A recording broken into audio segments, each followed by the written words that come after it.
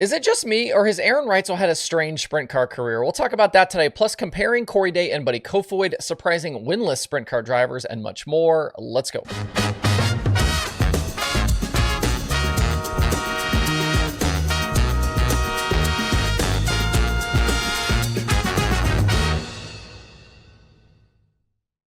It's Wednesday, September 11th. Never forget. I'm Justin Fiedler. This is DIRTRACKR Daily presented by Kubota Genuine Parts.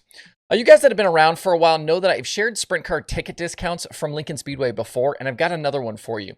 The World of Outlaws sprint cars have a new date at Lincoln Speedway, which was just announced this week. Coming up on October 12th, they'll head back to Lincoln for the 20,000 win World of Outlaws Keystone Showdown. And if you want to go, I've got a coupon code to save you $5 off each ticket. If you use code DIRTRACKR at checkout, that's DIRTRACKR, at checkout at dirtrackr.com/keystone or worldofoutlaws.com, you can take advantage of the deal. Lincoln Speedway in Abbottstown, Pennsylvania was one of the original tracks on the World of Outlaws inaugural schedule in 1978 and has been host to the greatest show under it every year since 2012. Earlier this season, current championship leader David Gravel fought off Gio Scelzi, Carson Macedo, and Anthony Macri to earn Big Game Motorsports its 100th World of Outlaws victory. Lincoln always packed for the Outlaw show, so tickets will go fast. Buying in advance gets you the best deal, and buying with code DIRTRACKR gives you the best ticket deal anywhere. So get $5 off each ticket at dirtrackr.com/keystone or worldofoutlaws.com with code DIRTRACKR.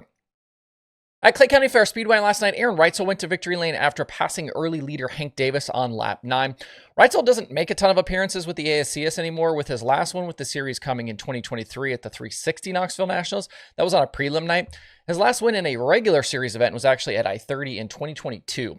Davis ended up second, and championship leader Seth Bergman finished third. Unfortunately for Sam Haverteep, he suffered a flat tire very late in the feature and finished 14th, and he was kind of battling up in there maybe for the win. He was going to be in line as well to take some more points out of Bergman's lead, but instead gave up significant ground. Headed to Arrowhead Speedway this weekend, the gap is now back to 73 points. Jumping back to Reutzel here, can we talk about just for a quick minute about how strange his career has been? Just this past weekend, Reutzel won with high limit at the Tuscarora 50, which was his first National Touring sprint car win since an Outlaw victory at Ransomville in 2021. This guy dominated the All-Stars for 3 seasons. He won championships in 2018, 2019, and 2020, winning 36 times along the way. And that was before moving full-time to the Outlaws in 2021. He got that opportunity with Roth Motorsports, and things were going fairly well that season. Wins at East Bay, Williams Grove, Huset's, and Ransomville through his first 50 starts. He also racked up 15 top 5s and 33 top 10s, and an average feature finish in the 9s. He won that Ransomville show and then was 13th at Weed Sport the next night or a couple of nights later. And then that's when things went sideways.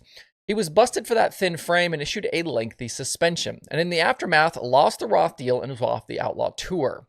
That Reutzel penalty was also a key moment in the history of DIRTRACKR, as for a very long time, that video afterwards was my most viewed show ever.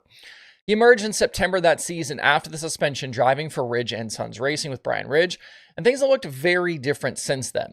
No more traveling coast to coast with the series, and instead focused on the Midwest and much smaller schedules. He went from running 70 to 80 races a year to 50 and 60, and in a much smaller geographic area. More 360 shows, lots of weekly action at Knoxville, and a significant pullback from the national scene. Reutzel was the 6th highest earning driver in 2019, with only Brad Sweet, David Gravel, Logan Schuchart, Donnie Schatz, and Darren Pittman earning more money than he did that season. This year, he's 25th on the money list with 13 wins across 410 and 360 action. The big reason behind Reutzel's pullback is his family life. With 2 young kids at home, he told FloRacing's Kyle McFadden in 2023 that his mindset had changed and that he was leading more of a family life now. You certainly can't blame him for wanting that, especially with how difficult the road life can be. But regardless of how you view Reutzel, we obviously know he's not the favorite for a lot of people. He was definitely on his way to being a top sprint car driver in the country. But one decision about a chassis he liked and World of Outlaws certification stickers, and his entire career shifted. Pretty wild. Moving on, I've got 2 sprint car situations for you to ponder today. First, I got a DM on social media asking my opinion on a driver comparison for 2024. A husband and wife, love that, debating who is having the better season right now, Buddy Kofoid or Corey Day. So between the two, Kofoid 5th in the Outlaw standings right now, Day 5th in the high limit standings. Day has 9 wins, 22 top 5s, and 39 top 10s and 65 starts, with $457,000 in earnings. Kofoid, 3 wins, 24 top 5s, 46 top 10s in 61 races, and $324,000 in earnings. Daily's average finish is 10th with high limit and closer to 11 if you kind of count everything. Kofoid, he's at 7 with the Outlaws and in the mid-8s overall.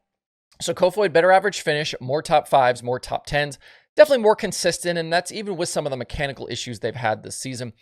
Day, though, more wins and more earnings. I think based on the wins and the money, including several big scores, I'd give the edge today here for the better season in 2024. Drop me a comment, let me know what you think, which driver you would pick for the better year. And then I've got one more. Master Gassers on Twitter yesterday posted 6 drivers who are all winless in 410 competition this season and asked which one of those was the most surprising. And those winless drivers in his post include Spencer Baston, Justin Peck, Casey Kane, Craig Kinzer, Jordan Goldsberry, and Kerry Madsen. My opinion here is that it's Peck. Those guys have had several good runs this season, and I'm surprised they haven't closed one out, especially after that Kokomo win last season. It continues to surprise me as well that Peck hasn't grabbed an Outlaw win yet.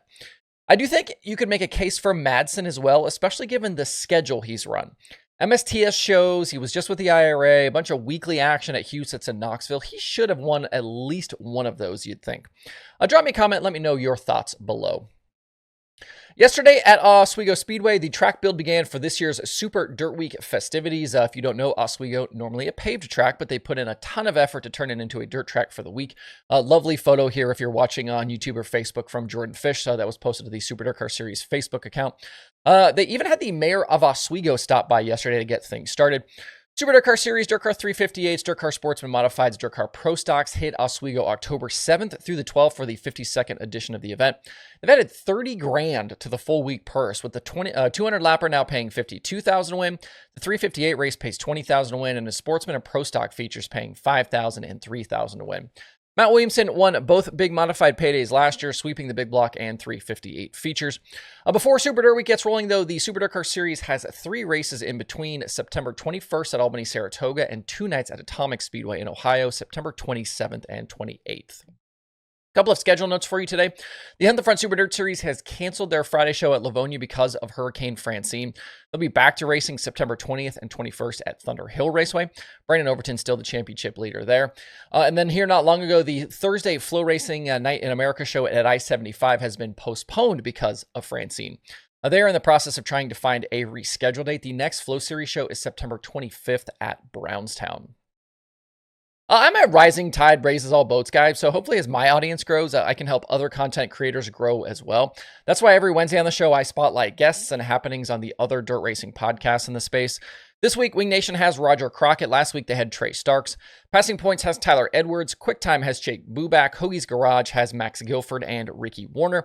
Turn 2 Terribles has Danny Dietrich, and there are new episodes of The Dirt Reporters from Dirt on Dirt, Dirt Track Confessions, The Dirt Nerds, and The Drivers Project. To discover something new, head over to DIRTRACKR.com/podcasts. And if you want more video content, if you jump over to YouTube.com/DIRTRACKR, scroll to the bottom, you'll find a section featuring other racing YouTube channels. In there are track and series channels, a bunch of drivers, and a whole lot more. So if you want more video content, check that out. That's it for the show today. I have a new issue of the Slider to send out soon. This one, another interview from Jordan Willman. If you want to sign up to get those emails for free, you can do that at DIRTRACKR.com/theslider. Hope you guys have a great Wednesday out there. We'll see you right back here tomorrow.